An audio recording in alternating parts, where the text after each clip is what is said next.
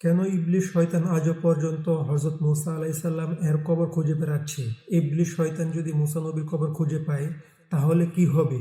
আর কেন বা হযরত মুসা আলাইসাল্লামের কবর মানুষের চোখের অন্তরালে রয়েছে? আজ খুবই তথ্যবহুল ইতিহাস নিয়ে হাজির হয়েছি, তাই ভিডিওটি শেষ পর্যন্ত দেখতে থাকুন। ইসলামের ইতিহাসে হযরত মুসা আলাইসাল্লাম সকল নবী ও রাসূলদের মধ্যে একজন বিশিষ্ট নবী ও আল্লাহর মনোনীত একজন বিশেষ পয়গম্বর। হযরত মুসা আলাইসাল্লামের মহত্বের কথা কুরআন মাজিদে সবচেয়ে বেশি উল্লেখ করা হয়েছে। কুরআন মাজিদের 30 পারার মধ্যে 28 পারাতেই হযরত মুসা আলাইসাল্লামের কথা বলা হয়েছে। 36টি সূরার মধ্যে তার নাম 120 বার বলা হয়েছে। নবী রাসূলদের মধ্যে হযরত মুসা আলাইসাল্লামকে সবচেয়ে বেশি সংখ্যক মুজিজা আল্লাহ তাআলা দিয়েছেন। কুরআন মাজিদে হযরত মুসা আলাইসাল্লাম এর ফজিলতপূর্ণ জীবন এবং তার ইসলাম প্রচারের অবদান অনেক শ্রদ্ধার সাথে বর্ণনা করা হয়েছে। কিন্তু খ্রিস্টানদের ধর্মীয় কিতাব বাইবেলে কিছু আয়াতে হযরত মুসা আলাইসাল্লাম এর ব্যাপারে একেবারে ভিন্ন কথা উল্লেখ করা হয়েছে। বাইবেলে হযরত মুসা আলাইসাল্লামের উম্মতের সামনে অন্য সব নবীর উম্মতের কম নিয়ামত প্রাপ্ত বলে আখ্যায়িত করেছেন।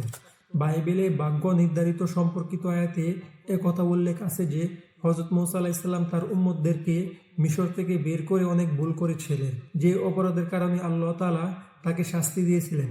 বাইবেল অনুযায়ী আল্লাহ তাআলা হযরত মুসা আলাইসাল্লামকে ওই জায়গায় দেখিয়েছিলেন যে জায়গা তার পূর্বে নবী ও রাসূলদের জায়গা ছিল, যেখানে তাদের উম্মতরা বিস্তৃত ছিলেন। আল্লাহ তাআলা হযরত মুসা আলাইসাল্লামকে ওই স্থান দূর থেকে দেখিয়েছিলেন এবং তাকে কখনো সেই স্থানে যেতে নিষেধ করেছিলেন। ধারণা করা হয় যে বাইতুল মুকাদ্দাসে হযরত মুসা আলাইসাল্লামের মৃত্যু হয়, কিন্তু তার কবর কোথায় তা আজও জানা যায়নি। খ্রিস্টান মাজার কিতাবে উল্লেখ করা হয়েছে যে শয়তান হযরত মুসা আলাইসাল্লামের কবর এখনও খুঁজে বেড়াচ্ছে। এটি আসলে বাইবেলের নিউ টেস্টামেন্টের কিতাবে উল্লেখ করা হয়েছে, যা মূলত এই তথ্যের উপর প্রতিষ্ঠিত। কিন্তু ফেরেশতা মিকাইল আলাইসাল্লাম হযরত মুসা আলাইসাল্লামের লাশকে নিয়ে ইবলিসের সাথে দ্বন্দ্ব করার সময় ইবলিসের বিরুদ্ধে নালিশ করার সাহসিকতা দেখায়নি, কিন্তু এটা বলেছিল যে তোমার উপর আল্লাহর লানত বর্ষিত হোক। কিছু খ্রিস্টানদের মতে এই আয়াতকে কোনোভাবেই অবহেলা করা যায় না।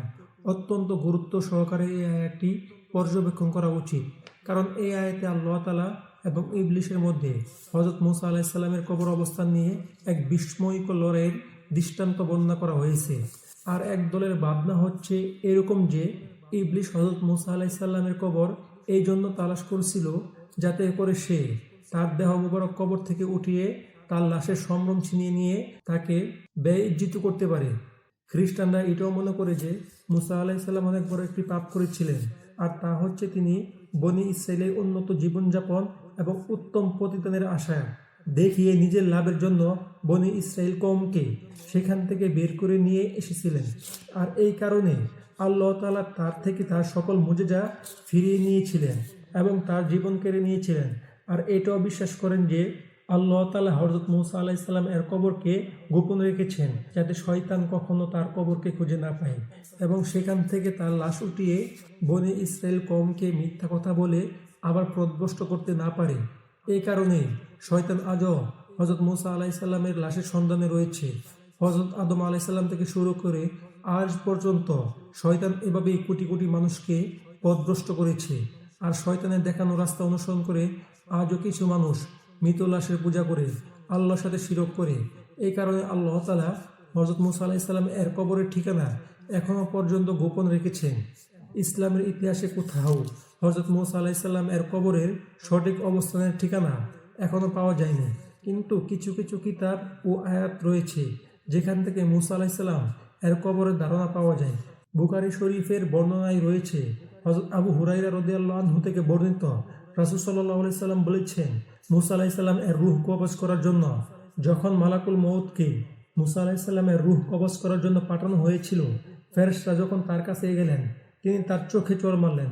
তখন ফেরেশতা রবের কাছে গিয়ে বললেন, আপনি আমাকে এমন এক বান্দার কাছে পাঠিয়েছেন যিনি মরতে চান না। আল্লাহ তাআলা বললেন, তুমি তার কাছে আবার ফিরে যাও এবং তাকে বলো সে যেন তার একটি হাত গরুর পিঠের উপর রাখে। তার হাতে যতগুলো পশম থাকবে তার প্রতিটি পশমের বদলে তাকে 1 বছরের আয়ু দেওয়া হবে। মুসা আলাইসাল্লাম বললেন, হে রব, তারপর কি হবে? আল্লাহ তাআলা বললেন, তারপর তোমার মৃত্যু হবে। মুসা আলাইসাল্লাম বললেন, তাহলে এখনই হোক পাথরটি যত দূর যায় তাকে বাইতুল মুকাদ্দাসের ততটুকু নিকটবর্তী স্থানে তাকে পৌঁছে দেওয়ার জন্য। আল্লাহ তাআলার কাছে নিবেদন করেন। রাসূল সাল্লাল্লাহু আলাইহি সাল্লাম বললেন, আমি সেখানে থাকলে অবশ্যই পথের পাশে লাল টিলার কাছে তার কবর তোমাদেরকে দেখিয়ে দিতাম।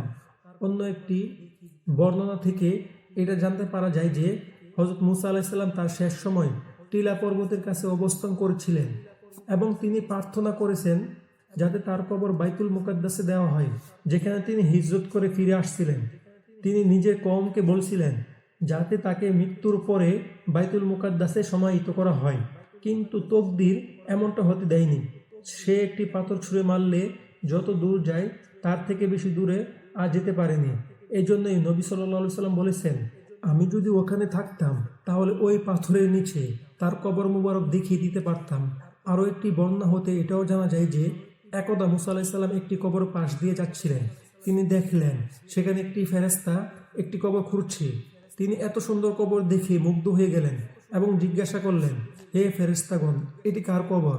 তখন ফেরেশতা বলল, এটি আল্লাহর একজন নেক বান্দার কবর। তুমি যদি চাও এই কবরটি তোমার হোক, তাহলে তুমি এখানে শুয়ে পড়ো। হযরত মুসা আলাইহিস সালাম ঠিক তখনই তাই করলেন এবং সেই কবরে তিনি শেষ নিঃশ্বাস ত্যাগ করলেন এবং ফেরেশতাগণ তার জানাজা পড়ে তাকে সমাহিত করলেন।